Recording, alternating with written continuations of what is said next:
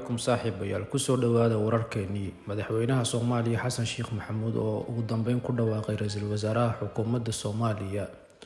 Ra'iisul wasaaraha xukuumadda Soomaaliya ayaa loo magacaabay Mudane Xamse Barre oo ka mid ahaa dadka aadka ugu dhow madaxweynaha hadda xilka haya ee Xasan Sheekh Maxamuud.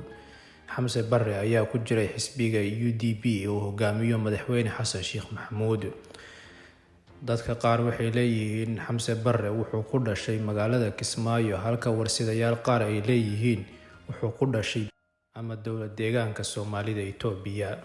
Xamse Barre ayaa jira 48 sano jir. Madaxweynaha dowladda federaalka Soomaaliya Xasan Sheekh Maxamuud ayaa aad ugu faanay inuu aad u garanayo Xamse Sheekh una leeyahay aqoon uu wadanka ku hogaamiyo.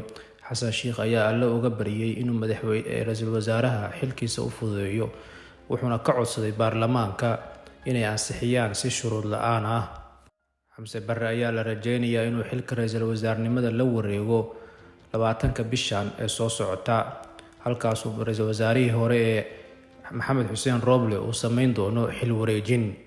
Dadka qaarkii ayaa aaminsan Xamse Barre inuu aad ugu dhow yahay madaxweynaha Jubbaland Axmed Madoobe iyo dowladda Kenya, halka dadka qaar ay aaminsan yihiin inuu ahaa nin wadanka muddo badan ka soo shaqeeyay kana soo bilaabay macallinnimo iyo ururkii Al-Islaax. Haatana dowladda Kenya oo duqeymo aad u culus ka fulisay deegaano ku yaala gobolka Gedo. Dowladda Kenya ayaa ku soo beegtay duqeymahan ilaa markii la dhaariyay madaxweynaha cusub ee Xasan Sheekh Maxamuud.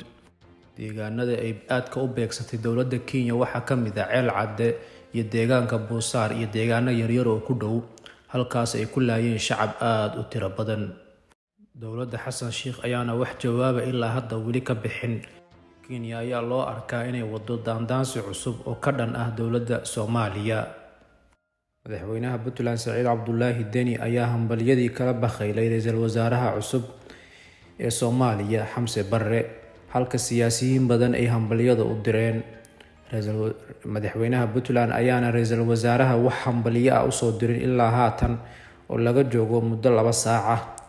Madaxweyne Deni ayaa aad uga cadaadiyay saaxiibkiisii hore ee Xasan Sheekh Maxamuud inuu ka dhigo ra'iisul wasaaraha Soomaaliya, balse Xasan Sheekh Maxamuud tashi badan uu sameeyay ayuu u soo jeediyay Deni inuusan ku habboonayn ra'iisul wasaaraha Soomaaliya. Deni ayaa kala kulmay halkaas waji gabax oo ku laabtay Puntland. Saaxiibayaal, haddana waxaa isla soo gaarnay wararkeenii qaybihii ugu dambeeyay. Gudoomiyaha gobolka Banaadir Cumar Filish ayaa laga goostay dhaqaalihii uga imaan jiray wasaaradda maaliyadda. Cumar Filish ayaa aad looga shakisan yahay inuu ka guuri rabo wadankaas iyo Turkiga oo bishan gudaheeda intii madaxweyne Xasan Sheekh Maxamuud xilka qabtay uu tagay 2 jeer. Cumar Filish ayaa aad uga walwalsan lacagaha ka soo gaari waayay dowladda cusub bishii ugu dambeysay. Shaqaale waaxeedyada xarunta gobolka Banaadir ayaana qaadan bishii hadda dhamaatay oo maraysa 16 wax mushahara.